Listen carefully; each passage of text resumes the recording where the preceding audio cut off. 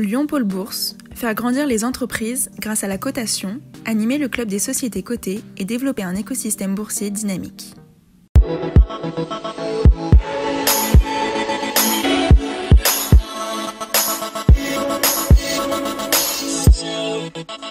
Bonjour et merci d'être fidèle au rendez-vous de Bourse et Valeurs pour tout savoir de l'actualité des entreprises régionales cotées. On retrouve dans un instant notre invité Pierre-Henri Bassouls, PDG de Prismaflex International.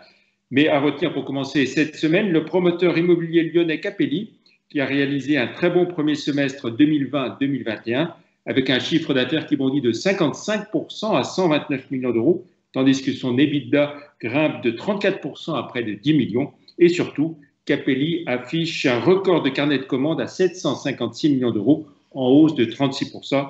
Résultat, en bourse, l'action affiche à nouveau une progression de 5% depuis le 1er janvier à 32,40 €, restant encore sur un repli de 38% sur 3 ans et sur un gain, cette fois-ci, de 102% en 5 ans. On retrouve donc notre invité, Pierre-Henri Bassouls, PDG de Prismaflex International, spécialisé dans les panneaux d'affichage et l'impression numérique grand format. Bonjour. Bonjour Jean-Pierre. Merci d'être avec nous. Alors, vos résultats semestriels viennent d'être publiés il y a quelques jours. Un repli de 27% sur les 6 mois qui vont du 1er avril au 30 septembre. On peut dire que la crise sanitaire est passée par là. Oui, tout à fait. Alors, nous sommes effectivement, comme vous le disiez, très directement liés à la publicité, donc l'affichage, la communication sur le point de vente. Et donc, effectivement, pour nous, ça a été un semestre vraiment très compliqué avec un retrait donc, du chiffre d'affaires de 27%. Nous sommes à un chiffre de 19 millions d'euros sur le semestre, alors que nous avions affiché 26 millions le semestre comparable de l'exercice précédent. Alors, si on regarde l'activité par grande ligne de produits et par zone géographique, puisque vous êtes très international. Oui, donc effectivement, l'activité d'impression, qui est notre principale activité, est en retrait de quasiment 6 millions d'euros sur le semestre. Donc c'est l'activité la plus impactée, alors que l'activité de vente de panneaux publicitaires, essentiellement des panneaux LED, nous sommes donc en retrait de 1,2 million d'euros, avec notamment un très bon carnet de commandes en début d'exercice qui nous a permis de préserver finalement des livraisons correctes sur ce semestre, avec notamment 2 beaux dossiers, un au Brésil et un en Italie, pour une régie d'affichage qui s'appelle Clear Channel et qui nous a passé des commandes de panneaux LED importantes.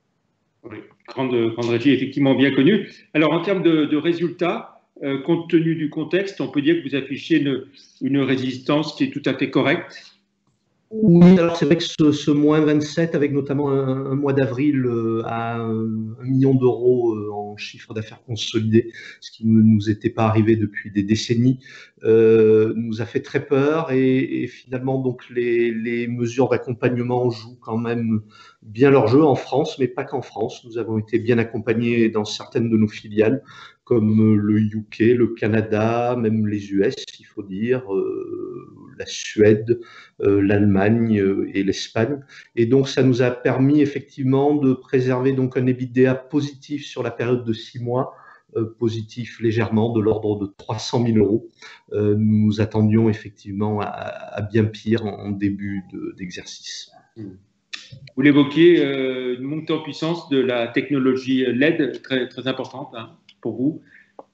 Oui, alors effectivement, nous, dans notre activité de vente de panneaux, les panneaux analogiques, c'est-à-dire panneaux avec de type déroulant ou panneaux à prisme, c'est une activité qui malheureusement est en déclin depuis une dizaine d'années maintenant. Et par contre, pour nous, le digital, ça se traduit avec Prismatronic, donc un panneau LED de qualité, avec des modules fabriqués en Asie pour notre compte dans une usine qui nous appartient, mais totalement intégré en Europe dans nos propres usines.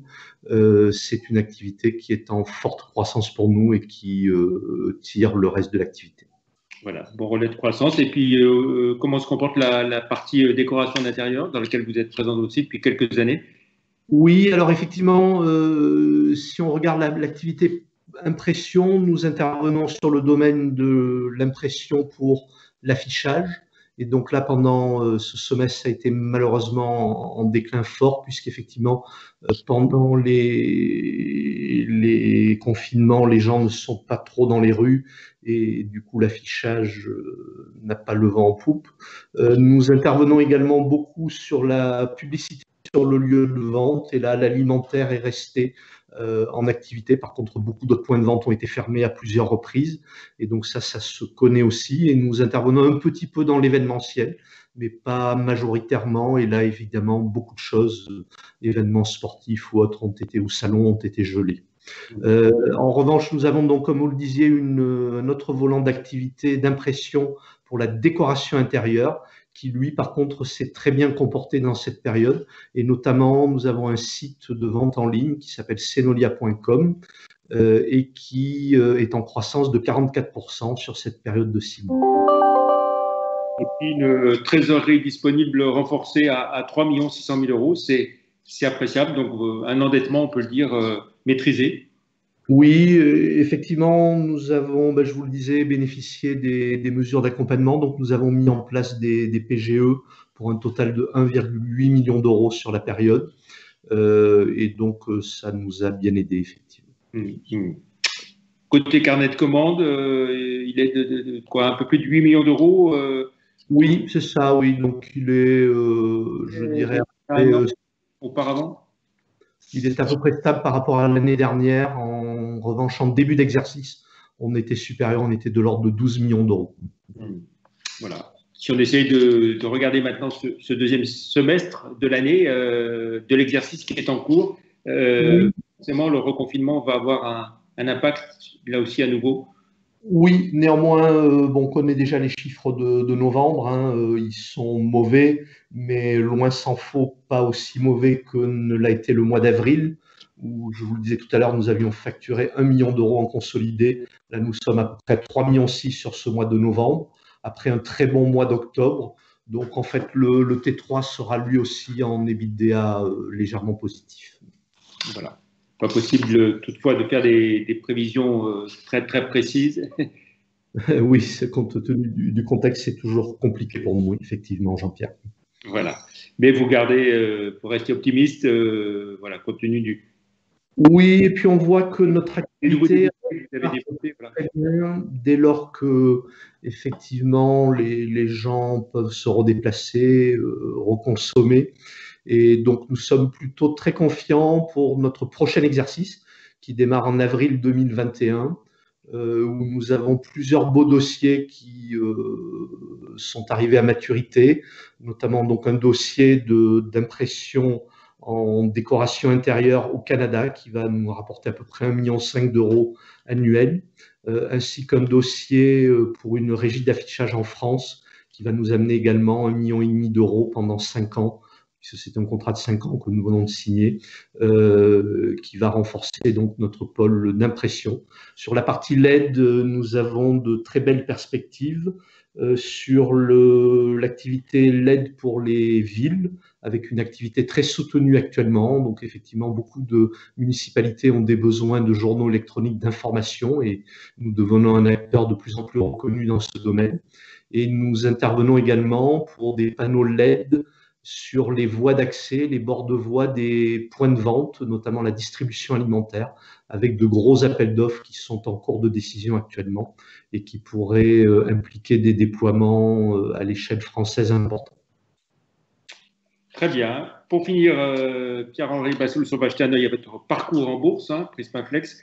Donc, au moment où on enregistre cette émission, vous étiez à 6,74 €, un repli depuis le 1er janvier de 5,8%, donc qui reste tout à fait correct, moins 63% depuis 3 ans et moins 4,4% depuis 5 ans. Mais on sait que voilà, dans ces périodes compliquées, il ne faut pas regarder le cours de bourse au jour le jour. En tout cas, nous le regardons assez peu, Jean-Pierre. Très bien. Merci beaucoup, Pierre-Henri Bassoul. Donc, plus d'informations sur Prismaflex sur les sites live.ronext.com et zonebourse.com, nos 2 partenaires.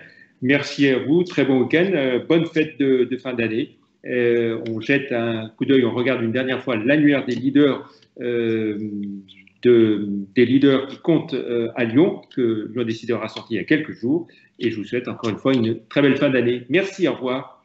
Merci à vous, Jean-Pierre. Très bonne fin d'année. Merci.